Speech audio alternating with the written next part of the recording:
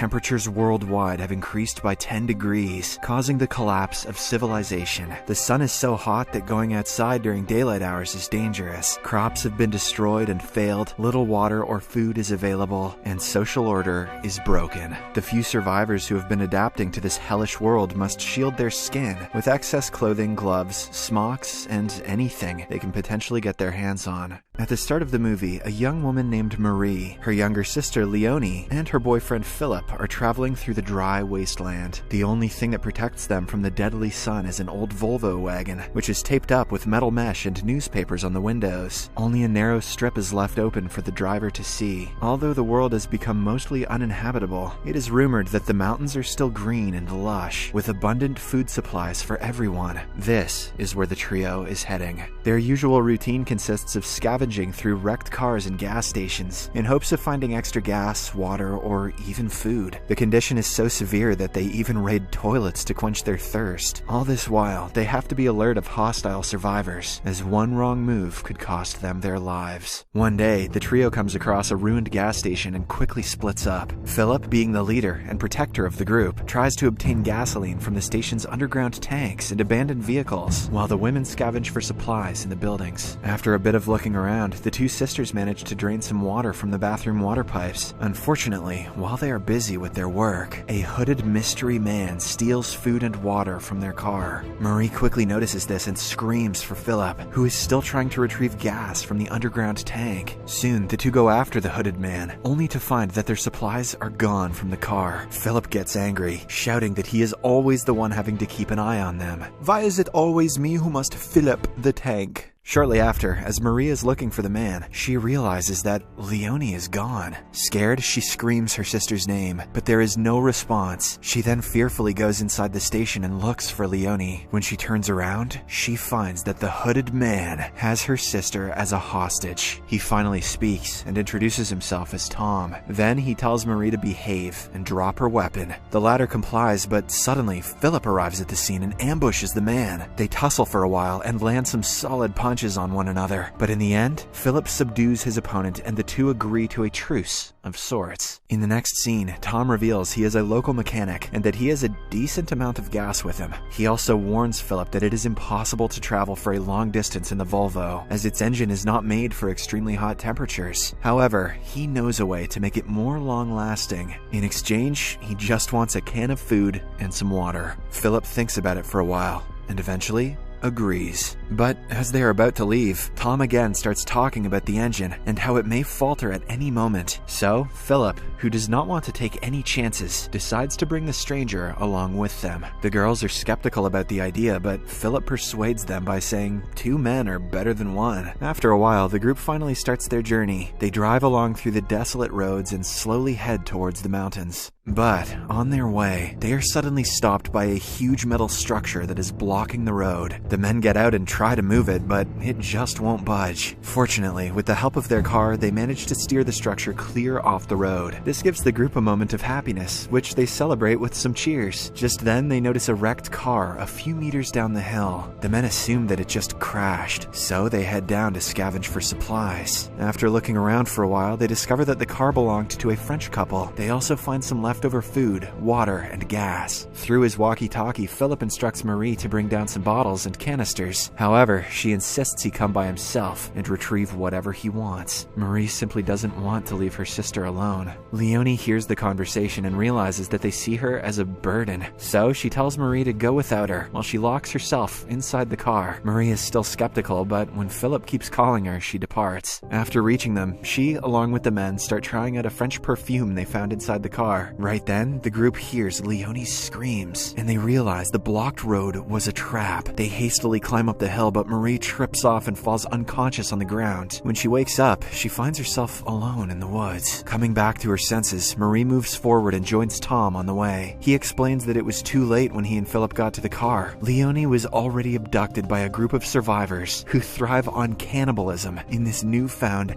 hellish world. When the duo reunites with Philip in the woods, Marie convinces them to try to free Leonie. However, Philip doesn't want to risk their lives, so he wants to continue their journey to the mountains. Leonie Leonie wanted to fend for herself. Serves her right if she gets eaten by other humans. While the two are having an argument over this, Tom spots smoke in the distance and encourages the group to investigate. Wasting no time, the trio follows the smoke and realizes that it is coming from a large fire at a survivors' encampment where Leonie and other hostages are kept chained up. The group is horrified by what they see, but Tom comes up with a plan. He asks Marie and Philip to help him in creating a diversion. The plan is to throw a Molotov cocktail so that Marie can take their stolen car back, while he and Philip rescues Leonie. Marie immediately agrees and sets off to their car parked on the road. She begins to warm up the engine when one of the abductors feels something is wrong. He comes forward to check, but at the same time, Tom throws the Molotov cocktail. This sends all the bad guys into a state of panic, and taking advantage of the opportunity, Marie starts the car and waits for the two men to arrive. However, Philip decides to go against the plan, as he is too scared to risk his life. So, instead of joining Tom, he gets into the car with Marie and urges her to drive away. In a hurry, Marie drives off, but she keeps asking for her sister and Tom. Philip lies that he couldn't break Leonie's chains, so he had to leave without her. During their escape, Philip's foot is badly injured in a fight with one of the abductors. He encourages Marie to consider Leonie a lost cause, but she is adamant on rescuing her. Once they reach a safe spot, Marie realizes Philip didn't even try to save her sister. She then decides to leave alone to search for Leonie. After a while, she comes across a tunnel where she finds Leonie's bag. This means that the scavengers are residing nearby. Just then, a limping shadow appears in the background, and it is Philip, who apologizes for going against the plan earlier. He promises that they will look for Leonie and Tom together. However, Philip is too injured to walk, so Marie insists he stay in the tunnel until she can get help. Having no other choice, he obliges. Following this, Marie ventures out into the scorching sun, looking for traces of her sister and the scavenger Tom. Due to the overwhelming heat, she takes refuge in a nearby ruined church. She then falls asleep on the floor, and a few hours later, an old woman named Elizabeth awakens her. Expectedly, Marie is terrified of the stranger, but Elizabeth calms her down and offers her some water. The two then start chatting, and Marie opens up about her situation. She explains how her sister and friend have been abducted by some savages, so she is looking for them. Elizabeth reveals that she has never heard about those savages, but nonetheless, she promises to help. But first, she insists Marie come to her farm and take some rest. The latter immediately falls victim to the kind words of Elizabeth and agrees to come with her. She also reveals Philip's location and pleads for help. Later, we see Elizabeth's barn as she explains to Marie that all of her livestock have been destroyed due to the heat. There is little food, and their family sustains themselves with the help of a nearby pond, where they have tamed some fish. Initially, the woman seems friendly and shows her around the house. She then takes Marie to a room where she can sleep for the day. Tired, Marie quickly falls asleep, only to awaken and find herself locked in the room.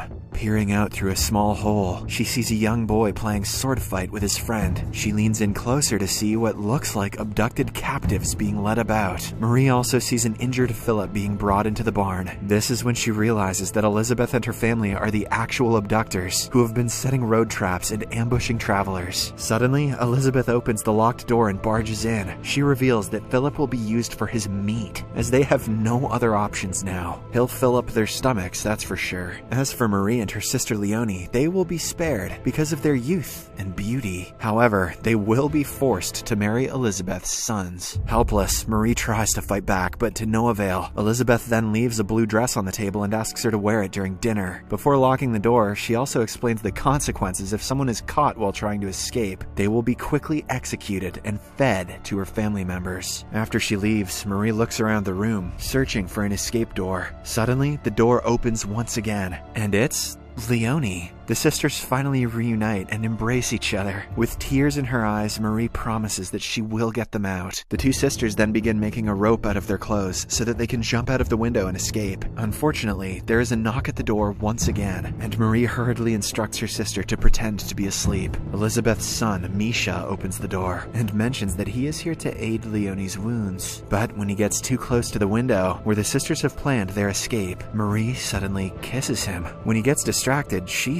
strikes him with a large piece of wood. Injured and angry, Misha begins to choke her. But in the nick of time, Leonie smashes a heavy object on him, knocking him out. After that, the two sisters hurriedly prepare to escape through the window. Marie urges Leonie to jump through the window first and go to the woods to hide. The little sister obliges, and after she is gone, Marie hears someone at the door. She decides to stay back and play it cool. She then changes her clothes into the blue dress that Elizabeth left for her. Shortly after, Marie goes downstairs and soon stumbles upon Elizabeth, who is busy preparing dinner. The woman seems happy, as it seems that Marie is adapting to the place. When asked about Misha, she tells Elizabeth that he is still cleaning up Leonie's wounds. She is then guided to the kitchen, where Elizabeth's whole cannibal family sits down for dinner. They chant some creepy prayers, "Thank you, Cannibal Jebus," and then get ready to eat some human meat. Marie is also served a plate, and everyone is waiting for her to begin. Scared, she tries to escape from the family, but Misha, who has regained his consciousness, stops her by the door. In the next scene, Marie is bound and put in the slaughterhouse. There, she sees Philip, who is also tied across the room. Soon after, Misha arrives and executes Philip, ready to turn his corpse into human food. When the murderous Misha leaves the slaughterhouse, Marie manages to grab a knife from Philip's clothes and untie herself. She then escapes and opens a locked door in the barn, where she finds many captives, including Tom. Wasting no time, all of them start fleeing, with the cannibal family in pursuit. Tom fights with and dispatches several of the abductors. When Marie is nearly hit by one of them, Tom saves her by attacking the abductor from behind. While the men wrestle for their lives, Marie manages to escape and run through the woods in search of her sister. After a while, she does find Leonie, but the latter is being bound by Elizabeth and one of her sons. The old woman then confronts Marie, saying that she thought Marie was different. Now, they want to take Leonie with them so that she can marry one of Elizabeth's sons and raise a family. Marie plays it cool and waits for an opening, and when the woman comes close, she takes her chance and stabs her with the knife from earlier. While the son mourns his mother Elizabeth, Marie releases Leonie and escapes. The two sisters then join Tom and flee to the mountains, where they find drips of water and cool places. Up in the sky, they also see birds. The trio then looks over the ridge at the Garden of Hills in hope of a better fate there. However, they see nothing but even more wrecked and parched wasteland.